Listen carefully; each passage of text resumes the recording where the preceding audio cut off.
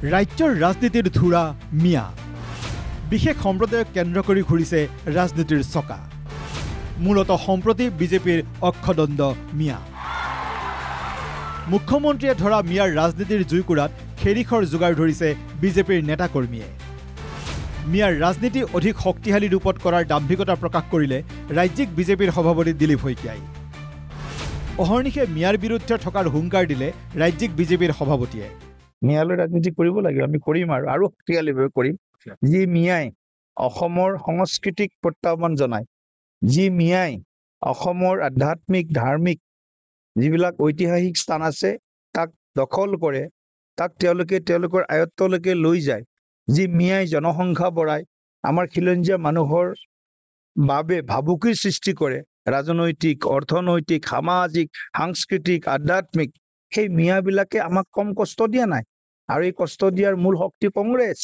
আৰু তেওঁলোকৰ লগত থকা দলবিলাক গতিকে আমি মিয়াৰ বিৰুদ্ধে সদায় মিয়াৰ বিৰুদ্ধে আছো আৰু ভৱিষ্যতেও থাকিম মুখ্যমন্ত্ৰীয়ে দেখুওৱা ৰাস্তাৰে হাফলঙৰ পৰা বাট বুলিলে দলৰ সভাপতি দিলীপ শইকীয়াই সাম্প্ৰদায়িক ৰাজনীতিক বিজেপিৰ তথা হিমন্ত বিশ্ব শৰ্মাৰ গাদী ৰক্ষাৰ একমাত্ৰ সম্বল বুলি দবকাত সমালোচনা কৰে অসম জাতীয় পৰিষদৰ সভাপতি লুৰিণজ্যোতি গগৈয়ে অসমৰ মুখ্যমন্ত্ৰী হিমন্ত বিশ্ব শৰ্মাই নিজৰ গাদী ৰক্ষা কৰিবলৈ একমাত্ৰ অস্ত্ৰটোৱে হৈ গ'ল এই সাম্প্ৰদায়িক মেৰুকৰণৰ ৰাজনীতি হিন্দু মুছলমানৰ ৰাজনীতিটো তেওঁৰ শেষ আশ্ৰয়স্থল কিন্তু আত্মপক্ষ সমৰ্থন কৰি মিয়াৰ ৰাজনীতি কৰাৰ কাৰণ ব্যাখ্যা কৰে দিলীপ শইকীয়াই লাচিতে মোগলক পৰাভূত কৰাৰ দৰেই অসমীয়া সভ্যতা আৰু অস্মিতা অৰ্থাৎ অহংকাৰ ৰক্ষাৰ বাবে বিজেপিয়ে সন্মুখৰ পৰা যুঁজিবই বুলি কয় ৰাজ্যিক বিজেপিৰ সভাপতিয়ে এই মিয়াৰ যি আগ্ৰাসন তাৰ বিৰুদ্ধে যেনেকৈ লাচিত বৰফুকনে 17 বাৰ মোগলক পৰাস্ত কৰিছিল আমিও শেষ বিন্দু থকালৈকে মিয়াৰ বিৰুদ্ধে ৰাজনীতি নহয় অস্মিতা অসমৰ যিটো সভ্যতা এই অস্মিতা বা সভ্যতা ৰক্ষাৰ যুঁজত Bharatiya Janata party will be always in the front runner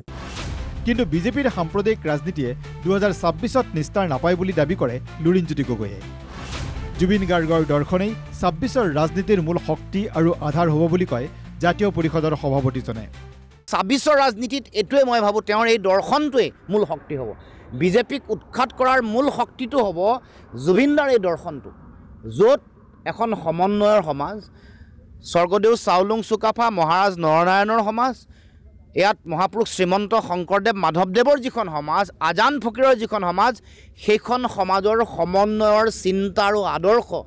এইবাৰ আগন্তুক 26ৰ নিৰ্বাচনৰ মূল শক্তি আৰু আধাৰ হ'ব আনহাতে 126টা সমষ্টিতে প্ৰাৰ্থী প্ৰক্ষেপ কৰিলেও জনগাঁথনি বিজেপিৰ অনুকূল নোহোৱাৰ বাবে 22টা সমষ্টিত জয় নিশ্চিত নহয় বুলি পুনৰ মিয়াৰ ৰাজনীতিলৈকে সোমবাৰে ৰঙিয়াৰ পৰাও আঙুলিয়ালে মুখ্যমন্ত্ৰীয়ে 126টাতে দিম 22টাত নিজিকো 103টাত আমি যুঁজ দিম আৰু বিজেপি বুলি নহয় বিজেপি এজিপি মিলি 22টাত কেনেকৈ জিকিম আমাৰ জিকাৰ পৰিৱেশ নাই ডেমোগ্ৰাফি নাই মুঠৰ ওপৰত এতিয়া ৰাজ্যৰ ৰাজনীতি ঘূৰিছে মিয়াক কেন্দ্ৰ কৰি মিয়াৰ ৰাজনীতিৰ আয়ুস কিমান দীঘলীয়া হয় সেয়া সময়েহে ক'ব ব্যুৰো ৰিপৰ্ট NKTV+।